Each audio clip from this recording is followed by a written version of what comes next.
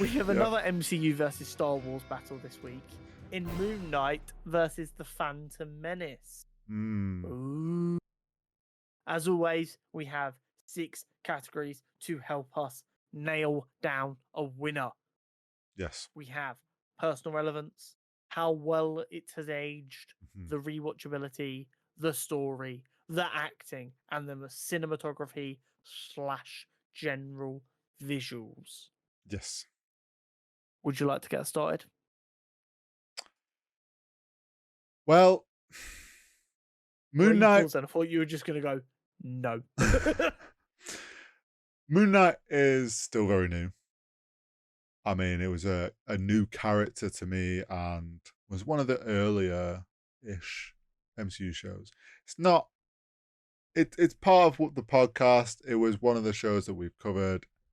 It's very cool. It's been in the growth of the MCU over the past couple of years. But then you got Phantom Menace. And Phantom Menace is my generation's set of Star Wars films. You're going to call me old. Stop. I can just see it on your face. I didn't say a word. I can see it on your face. You were about to say the original trilogy is mine, but screw that. I wish. But, I mean, we've said it a few times. We enjoy those prequels. They're not bad films. I remember the first episode 1 and watching it. I remember falling in love with pod racing. Like, there's a lot of personal relevance there for me. Like falling in love with Star Wars. I mean, Jewel of the Fates, man. Need I say more? That was every kid ever. So, yeah, I mean, Phantom Menace is just like has such a integral part of my love for Star Wars. What about you? Yeah, 100%. With Moon Knight, it was a character I was aware of and knew practically nothing about. So it was nice to, like, for the first time in a while, have a Marvel character that I was like, I get to experience this, and like, I don't have to, because like I feel like everyone knows, or like especially someone like us, we know a fair bit about Spider-Man. So when they change big parts, Yeah, we're aware of it. yeah, Like how we always say, like, Raimi making Spider-Man have organic webs wouldn't fly now, because everyone would be like, he doesn't have organic webs in the comics. yeah. I didn't have any of that preconception going there. I was like, show me something. Oh yeah. But yeah, the prequels are my trilogy that I grew up with. And it was great. It was very much like the proof of every trilogy has its own generation. Yeah. And the generation before hates the next generation's trilogy. Yeah. And then eventually they grow up and they realize, it wasn't that bad. It just wasn't what I grew up with, so I hated it. And it's been nice recently to see actors who didn't get enough love during it, like Hayden Christensen, get a chance to come back and now be able to feel that love. Yes. So I think, like, it's Star Wars.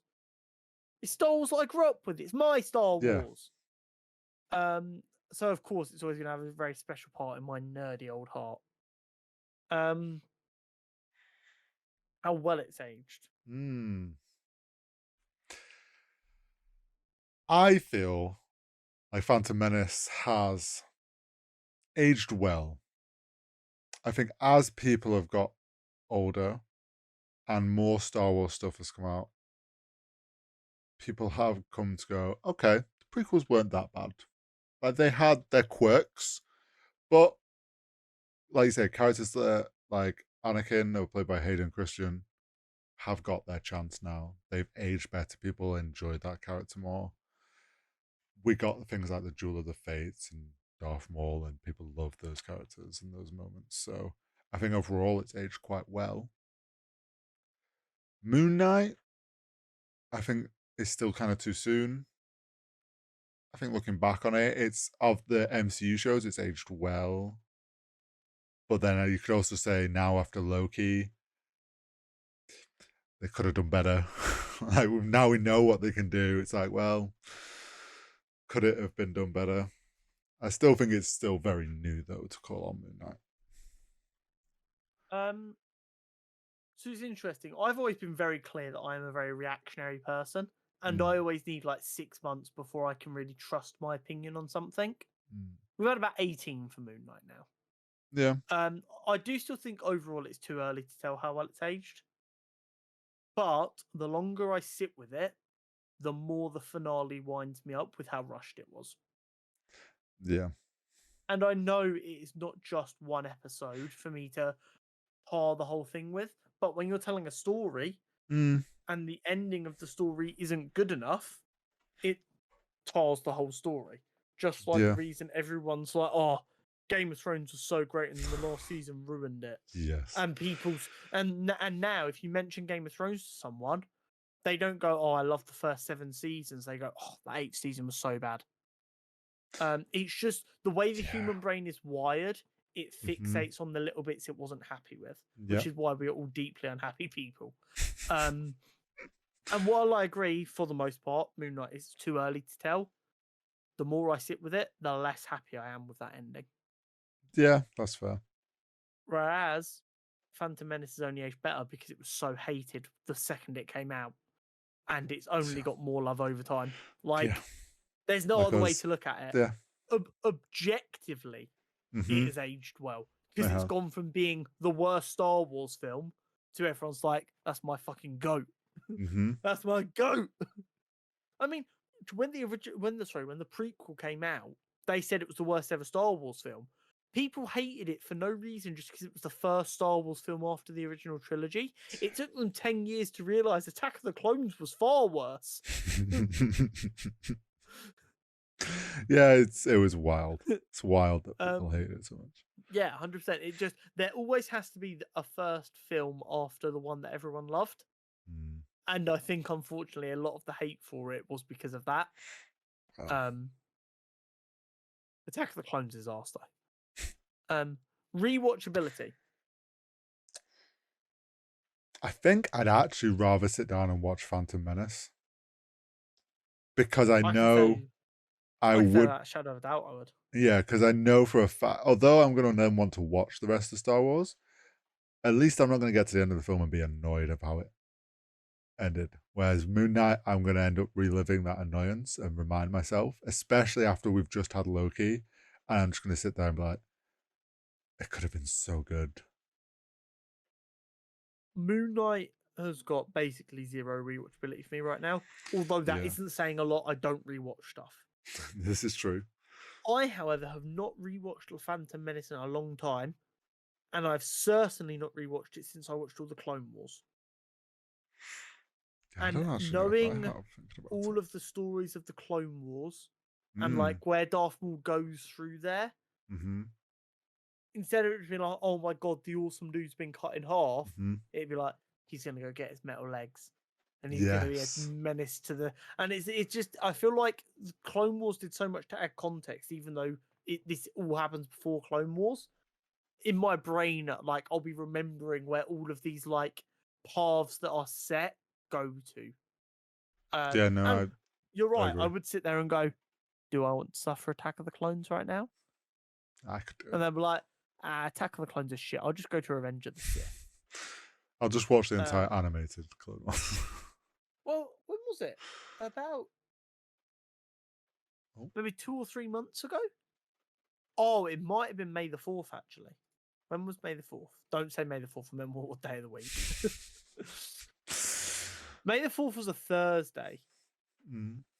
So it might have been the Friday. No, it was the Friday. Because Friday is obviously known as Revenge of the 5th. I sat here, did the editing for the podcast for the shorts, and then played video games and watched Revenge of the Sith on my second monitor. I had a couple of bevs and it was great, and I was like, nice. My brother in Christ, we're on 91 episodes into a podcast. You better fucking hope I'm a nerd, otherwise we're chalked. So yeah, like, I am more likely to go back and watch an old prequels film than the Disney Plus show, just like based on raw stats. But yeah, no, like Star Wars is infinitely more rewatchable, especially the ones at the beginning of each trilogy, because start the story. Yeah, you don't feel like you're missing anything at the beginning. Story. Blah, blah, blah, blah.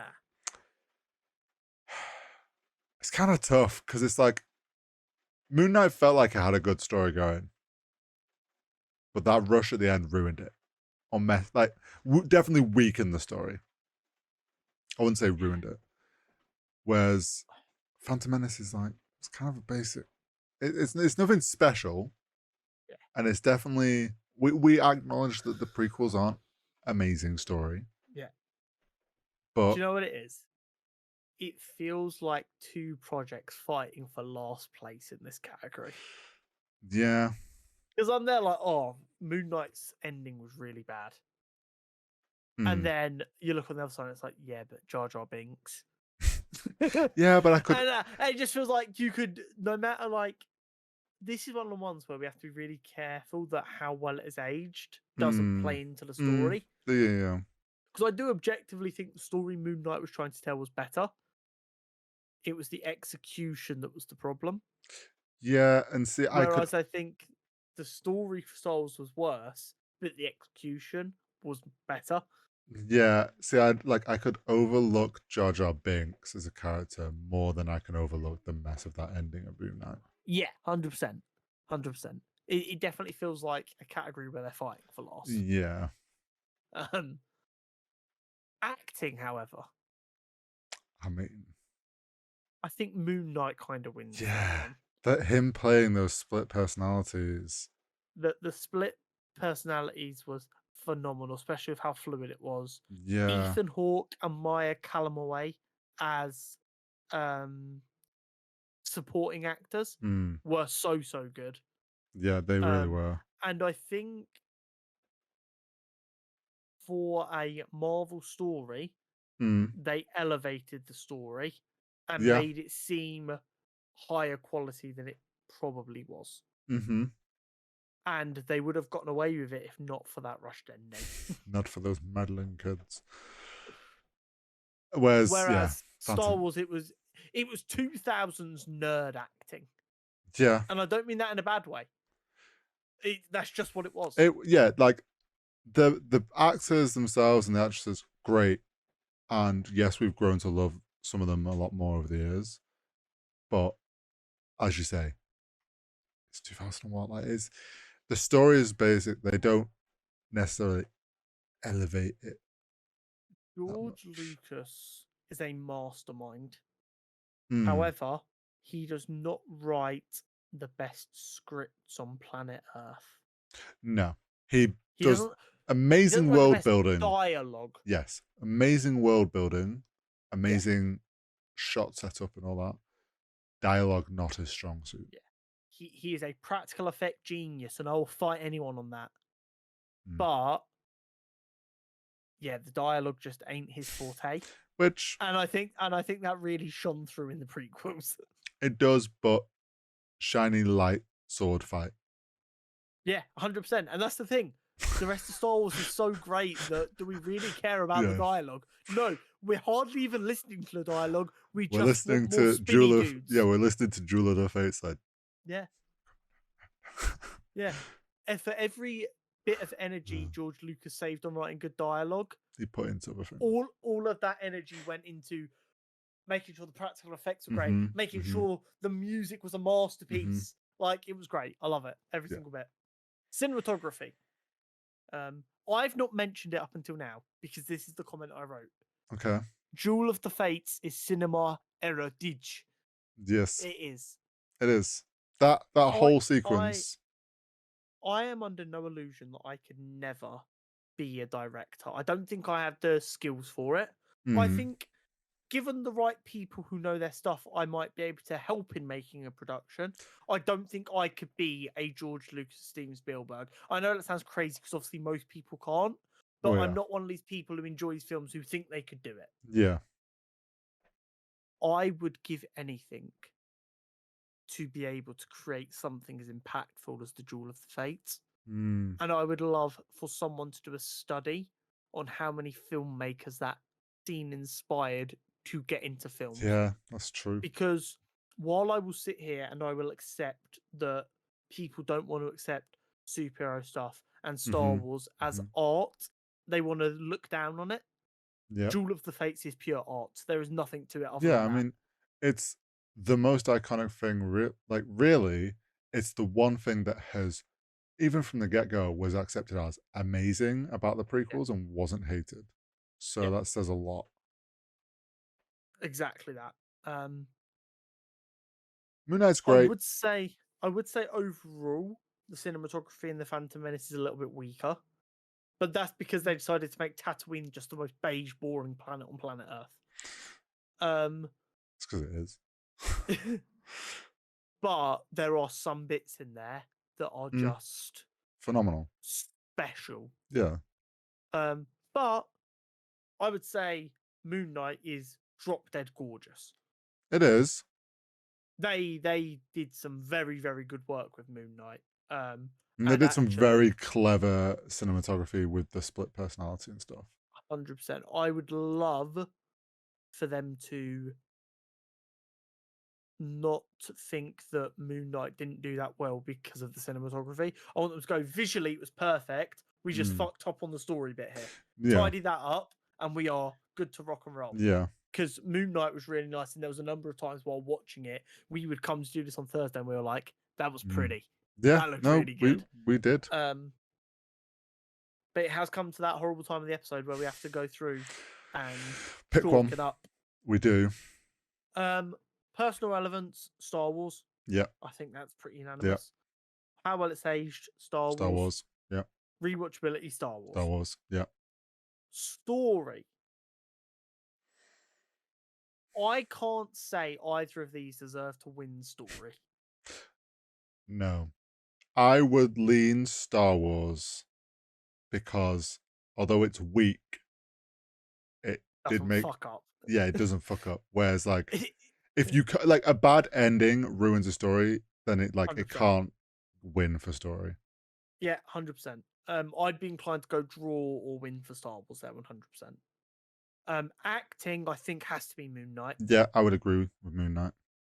And while I do think overall cinematography was probably better in Moon Knight, Duel of the Jewel of Fates is Fates. too good. Yeah, trump card. Like, exactly. Like Jewel of the Come Fates. on now. Yeah, exactly. It is a win for the Phantom Menace. And it's crazy because if Moon Knight didn't suck ass right at the very end, it probably could win that entire thing. Yeah, they could have done. Because it would have saved itself in the how well is it aged category. And Probably would story. have got a draw out of the rewatchability category. Mm, Would have absolutely won the story. story Yeah, category. And yeah. then all of a sudden we've got a much more difficult decision.